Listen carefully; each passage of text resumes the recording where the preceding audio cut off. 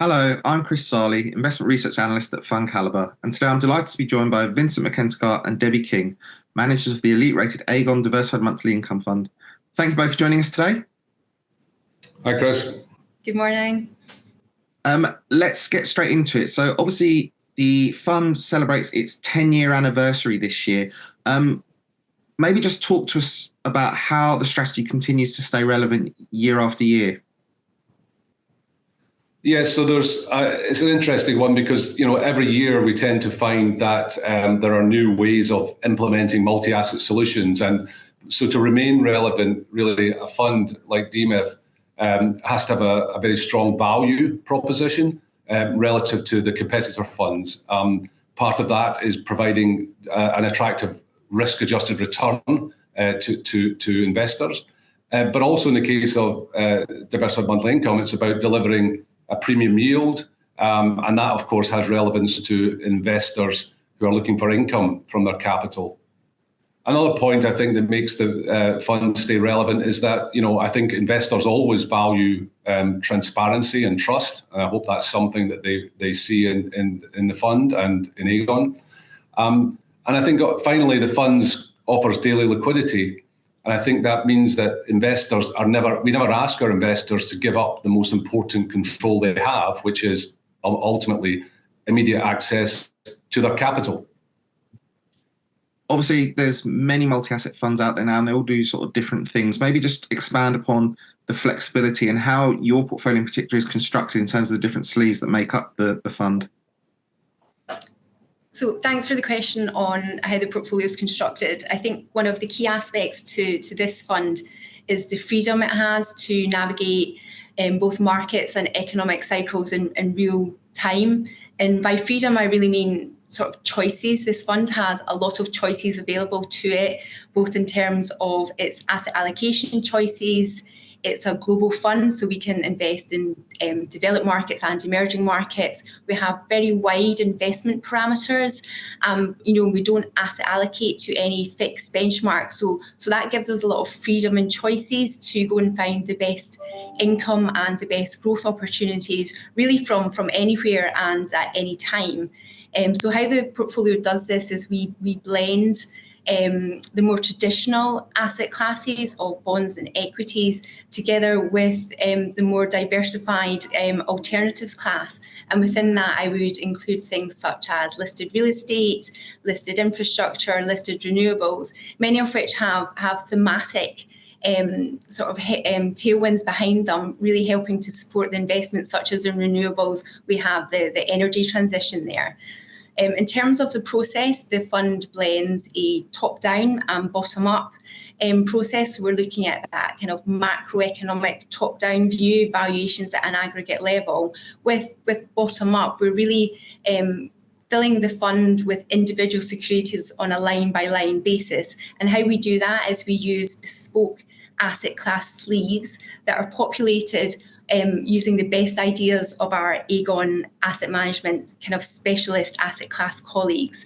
That means that we can include new sleeves as opportunities arise. And also it means that some sleeves might fall away over time as they serve their purpose and more interesting opportunities are available to us. So it's very much a customized portfolio, a lot of ingredients going in to construct and manage a global multi-asset portfolio of this type, but it's very much a team effort.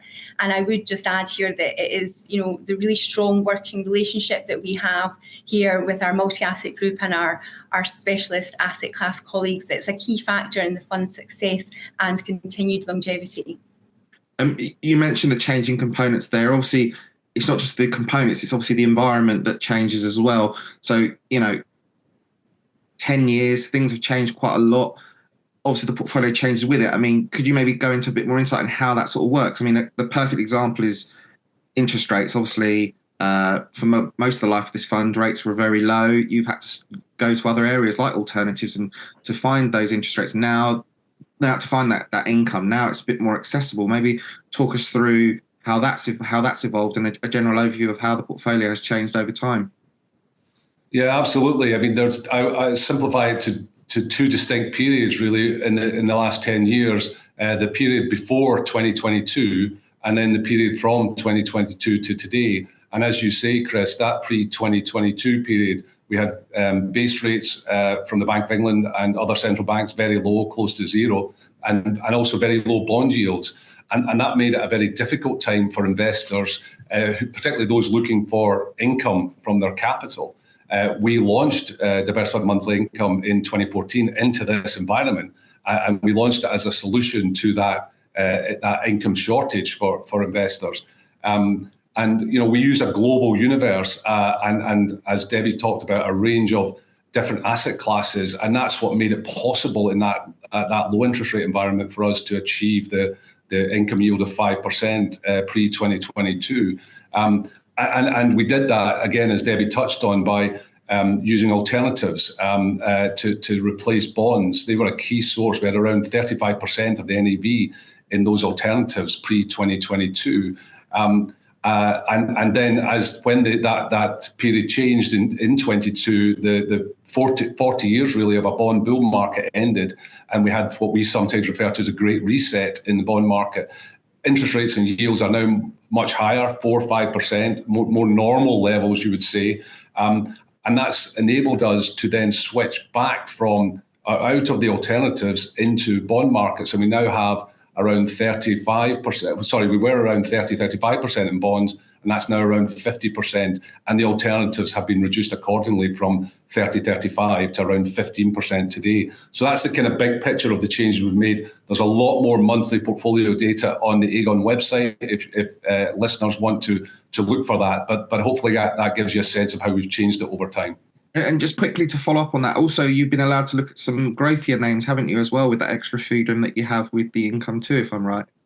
That's right. Yes, we've been able to get into hold more in growth equities, particularly in the US, than we would otherwise have been able to do, because they have much lower yields on them. 1% typically is a yield you might get in a technology US equity. So yes, we've been able to hang on to more of those or buy more of those because bond yields are much higher and are helping us achieve our income target. Okay. If we stick to bonds, because obviously bonds jump out as those two time periods between 2014 and 2022 and 2022 to now, that allocation to bonds has obviously gone up in most places, but obviously for you guys, well, maybe just talk to us about the sort of higher allocation to bonds and impacting future asset allocation decisions, specifically for you guys, because I know you also have a bit of an interest in high yield, which has been a bit of a polarizing market for some people. Some are fans, some are not in this environment. Just give us some insights into that, please. Sure, Chris, I'm happy to pick up on that one. There's probably 2 points I'd make at the start around bonds generally. They're viewed as a more defensive asset class, and that's largely due to the contractual nature of the income stream, and also the fact that generally all going well, you get your capital back at the end of the bond's maturity. So more defensive asset class means generally they're lower volatility assets. So if you have more bonds within your portfolio generally has lower portfolio risk. That means that there's scope to add risk elsewhere. The second point I would make about bonds is they throw off more income. They generally have a higher coupon than the dividend yield you see on equities. That means for a fund of this type, that the income we need to gather from other asset classes can be lower, and we can still make our 5% yield target. That allows the fund, as Vincent's touched on, to kind of shift the equity mix away from perhaps higher dividend yielding equities, but with lower growth, to incorporate some lower dividend yielding equities, but ones that have higher growth potential, like some of the technology names that he touched on. To answer your high yield question specifically, like I mentioned earlier, the sleeves that we build the fund with are highly customized to the objectives of the fund. That means that we're not just taking a slice of an index and everything that goes with that. We work very closely with our asset class specialist colleagues to make sure that the sleeve is built to our exact requirements, which means at any given time we can have a higher quality, higher yield sleeve perhaps than you might see in an index. We can avoid triple Cs or very highly levered companies if we choose not to have that risk because, for example, we prefer to have the equity risk. And that's certainly something that we've done lately in the fund. In terms of high yield generally, we were starting to increase our weighting to that when all-in yields were around 8 to 9%. Now, that's a very attractive level on a medium-term view, sort of a 2 to 3 year view. You very rarely, you can, but you rarely lose money with yields at that level just because of the income that they're throwing off. So like I say, high yield, we have been very favourably disposed to the asset class, but still very careful in our individual selection of bonds to make sure that they are right for the objectives and what we're trying to achieve with this fund. Yeah. And just lastly, we're sort of 6-7 weeks into 2024, still relatively early.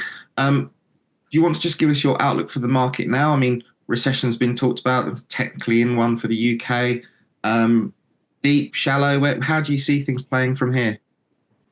Yes, it's markets are very uncertain at the moment.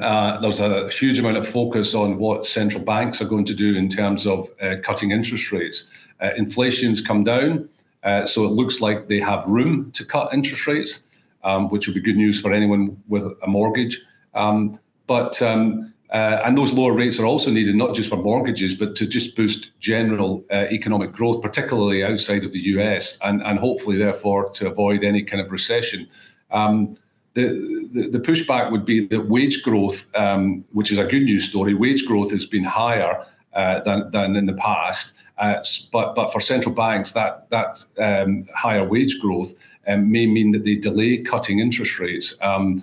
So we just have to wait and see how that works out and what impact that has on markets this year. Because of that background, we are preferring companies that have got strong balance sheets, resilient earnings, and overall for the year, we think that we expect to get steady returns from the credit parts of the portfolio. And unlike last year, where the equity market was very narrowly dependent on a small number of technology stocks, we think that there should be a broadening out in equity returns beyond technology this year. So overall, we think there's somewhat similarities with 2023, and we think patience will be rewarded. More long term, as we look forward to the next 10 years, we certainly have confidence that the process that we've had in place these last 10 years can continue to deliver the yield and the return outcomes that we are targeting. And just finally, we would like to say thank you to all the investors for their support over the last 10 years. And we hope that we'll be talking with you and seeing you for the next 10. Vincent and Debbie, thank you very much for joining us today. And if you'd like to learn more about the Aegon Diversified Monthly Income Fund, please visit fundcalibre.com.